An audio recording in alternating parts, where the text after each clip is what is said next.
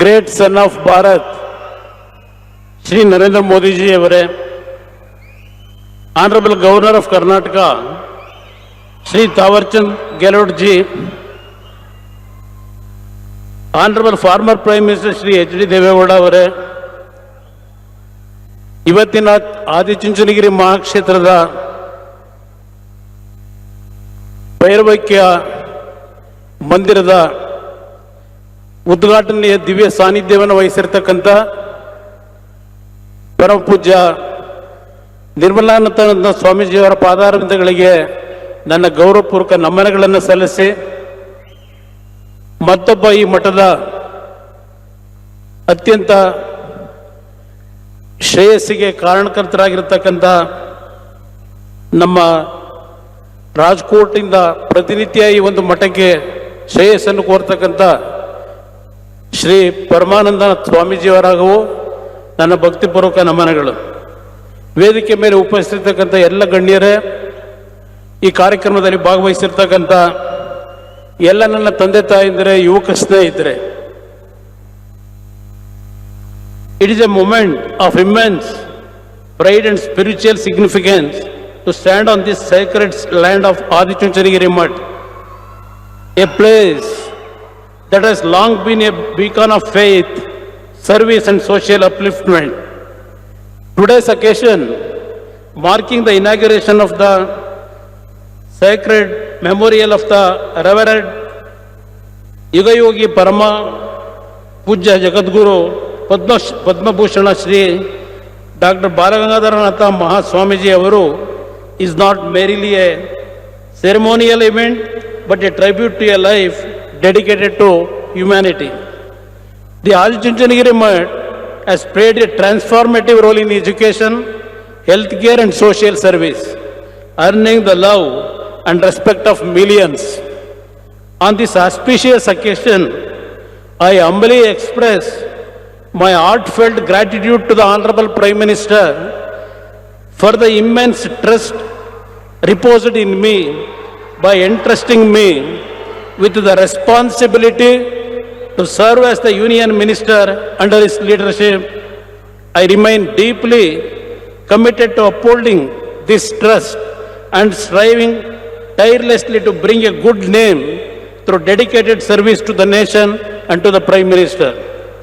ಕರ್ನಾಟಕದ ಆಧ್ಯಾತ್ಮ ಮತ್ತು ತ್ರಿವಿಧ ದಾಸೋಹದ ಇತಿಹಾಸದಲ್ಲಿ ಪರಮಪೂಜ್ಯ ಬಾಲಗಂಗಾಧರನಾಥ ಸ್ವಾಮೀಜಿಯವರ ಅಜರಾಮರ ಧ್ರುವತಾರೆಯಾಗಿ ನಿರ್ವಹಿಸಿರ್ತಕ್ಕಂಥ ಅವರ ಕೆಲಸಕ್ಕೆ ನನ್ನ ಭಕ್ತಿಪೂರ್ವಕವಾಗಿ ನನ್ನ ನಮನಗಳು.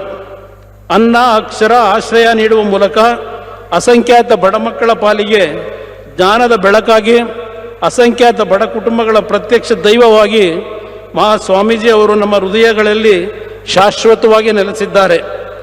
ಆಧ್ಯಾತ್ಮದ ಜೊತೆಗೆ ಶಿಕ್ಷಣ, ಆರೋಗ್ಯ, ಪರಿಸರ ಇತ್ಯಾದಿ ಕ್ಷೇತ್ರಗಳಲ್ಲಿ ತಮ್ಮ ಜೀವಿತ ಕಾಲದ ಉದ್ದಕ್ಕೂ ಅವಿರತವಾಗಿ ದುಡಿದ ಮಹಾಸ್ವಾಮಿಗಳು ತಮ್ಮ ಸಾಧನೆ ಮತ್ತು ಸಂದೇಶಗಳ ಮೂಲಕ ನಮ್ಮೆಲ್ಲರಿಗೂ ದಾರಿದೀಪವಾಗಿದ್ದಾರೆ.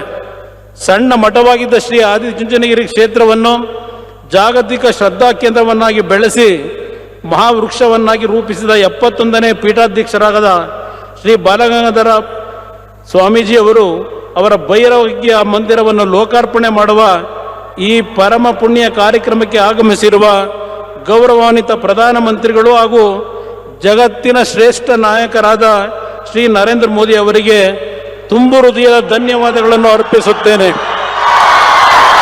ಕರ್ನಾಟಕದಲ್ಲಿ ಶಿಕ್ಷಣ, ಪರಿಸರ ಮತ್ತು ಆರೋಗ್ಯ ಕ್ಷೇತ್ರಗಳಲ್ಲಿ ಮೌನ ಕ್ರಾಂತಿಯನ್ನು ಮಾಡಿದವರು ಶ್ರೀ ಬಾಲಗಂಗಾಧರನಾಥ ಸ್ವಾಮೀಜಿಯವರು.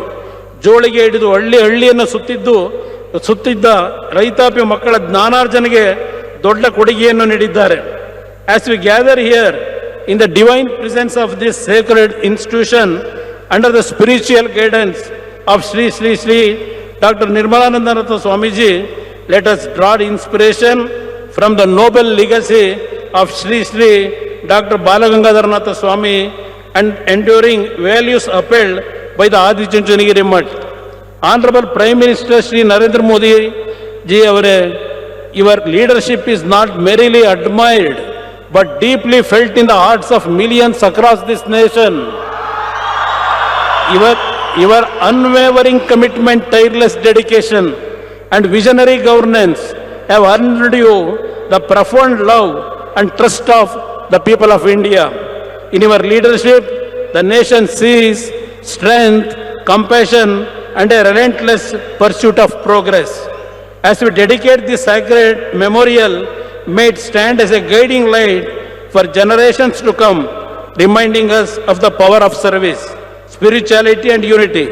Let us all resolve to carry forward this legacy with sincerity and purpose in the true spirit of this holy land.